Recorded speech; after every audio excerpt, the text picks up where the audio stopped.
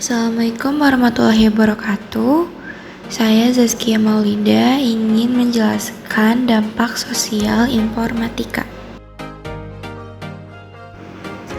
Masyarakat merupakan sekelompok orang yang hidup bersama, berinteraksi dengan individu-individu lain, dan saling tergantung satu sama lain. Nah, kita sebagai makhluk sosial sangat memerlukan orang lain dan dituntut untuk menjalin komunikasi dengan baik satu sama lain.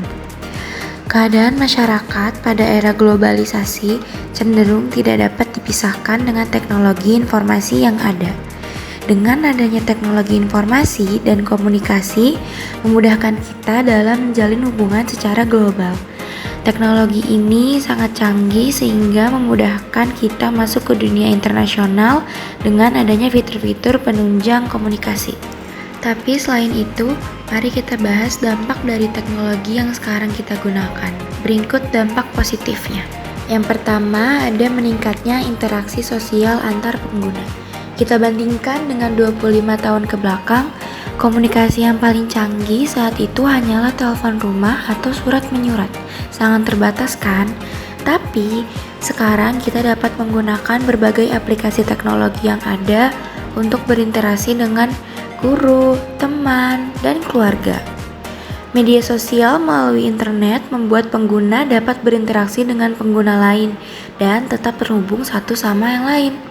Kita dapat melihat bagaimana kehidupan dari orang-orang terdekat yang berada di belahan dunia lain melalui postingan-postingan yang dibagikan di media sosial mereka dan dapat berinteraksi dengan mereka melalui kolom komentar, like, atau pesan pribadi. Media sosial juga memberikan kesempatan kepada pengguna untuk berkenalan dengan orang baru dan juga telah berperan menjadi tempat berbagai pengalaman, informasi, ataupun ilmu pada bidang tertentu melalui media sosial.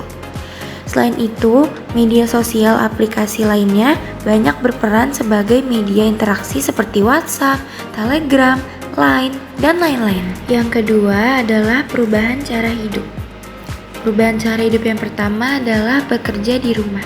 Dengan adanya teknologi informasi, perusahaan memberi keleluasaan kepada pegawai untuk bekerja di rumah atau disebut juga WFH, singkatan dari work from home, yang artinya melakukan pekerjaan dari rumah. WFH adalah memindahkan seluruh rutinitas kantor mulai dari tugas harian sampai rapat untuk dikerjakan di rumah. Perubahan cara hidup yang kedua adalah belanja online. Nah, dengan adanya teknologi yang canggih, sekarang banyak toko-toko online yang tersedia di internet, berisikan beragam banyak barang mulai dari kebutuhan dan lain-lainnya. Mereka jauh lebih suka berbelanja online dibandingkan dengan pergi ke toko konvensional. Yang ketiga adalah kemudahan memulai usaha. Kalau tadi pembeli, sekarang penjual juga dapat dengan mudah memperkenalkan barang-barang yang mereka jual di internet. Komunikasi dengan pembeli dapat dilakukan di media sosial atau platform pada aplikasi e-commerce. Dan transaksi dapat dilakukan di mobile banking atau online banking. Selanjutnya, perubahan jenis pekerjaan.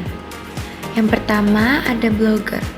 Mereka yang menjalankan blog disebut sebagai blogger.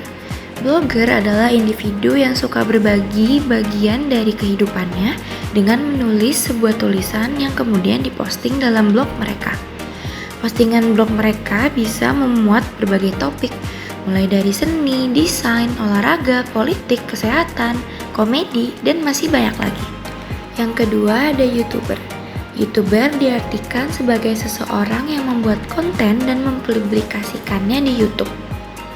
Dan bukan hanya sekedar menggunakannya saja, umumnya istilah YouTuber disematkan kepada seseorang atau kelompok yang memiliki channel YouTube sendiri, membuat, menayangkan, dan mencari subscribers.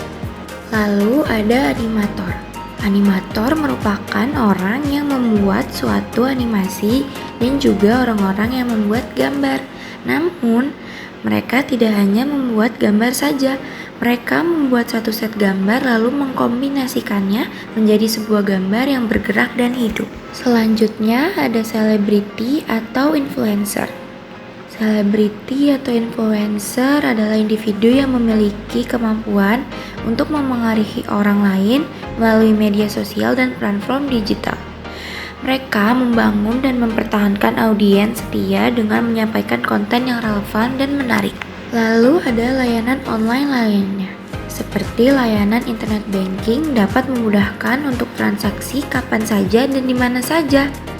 Dan juga dapat layanan ojek online yang sudah tersedia dengan layanan antar makanan online. Tidak hanya itu, ada konsultasi kesehatan online juga. Selanjutnya ada perubahan cara kerja. Salah satu contoh dapat teknologi informatika yang mengubah bagaimana cara kerja manusia adalah proses pembedahan jarak jauh. Teknologi Internet of Things dapat menghubungkan berbagai mesin dengan sebuah komputer, dan teknologi 5G membuat proses pengiriman data dan perintah melalui internet menjadi lebih cepat tanpa delay. Lalu berikut beberapa soal dampak negatifnya. Yang pertama ada penyebaran hoaks. Hoaks itu salah satu kegiatan yang sangat berbahaya dan pastinya akan merugikan pihak-pihak tertentu. Tapi sekarang hoaks menjadi hal yang seakan-akan aman saja, walaupun kadang si penyebar hanya bercanda. Tidak ada sisi positif dari hoaks ya, jadi stop menyebarkan hoaks. Lalu ada ujaran kebencian. Nah, kegiatan ini gak jauh berbahaya juga, karena kita dapat menemukan banyak sekali selebriti atau influencer yang mendapatkan banyak ujaran kebencian atau hate comment. Selanjutnya ada penipuan. Seperti sekarang lagi maraknya phishing atau upaya mendapatkan informasi data seseorang dengan teknik pengelabuan. Data yang menjadi sasaran phishing adalah data pribadi seperti nama, usia, alamat, lalu data akun seperti username dan password, dan data finansial seperti informasi kartu kredit dan rekening. Dampak negatif selanjutnya adalah menurunnya kesehatan. Tak hanya dampak secara fisik, kecanduan gadget juga dapat menyebabkan masalah psikologis seperti menjadi lebih mudah marah dan panik, stres, sering merasa kesepian karena berjam-jam menghabiskan waktu tanpa bersosialisasi dengan orang lain, bahkan meningkatkan resiko terjadinya depresi dan gangguan kecemasan. Lalu ada kecanduan. Kecanduan itu kondisi terkegantungan yang dialami oleh seseorang yang tidak dapat terlepas menggunakan gadget dalam waktu lama. Aktivitas atau perilaku ini dilakukan secara berulang-ulang dan akan menimbulkan dampak negatif jika perilaku tersebut tidak dapat dikontrol. Dan yang terakhir ada cyberbullying. Cyberbullying merupakan perilaku berulang yang ditunjukkan untuk menakuti, membuat marah, atau memperlakukan mereka yang menjadi sasaran.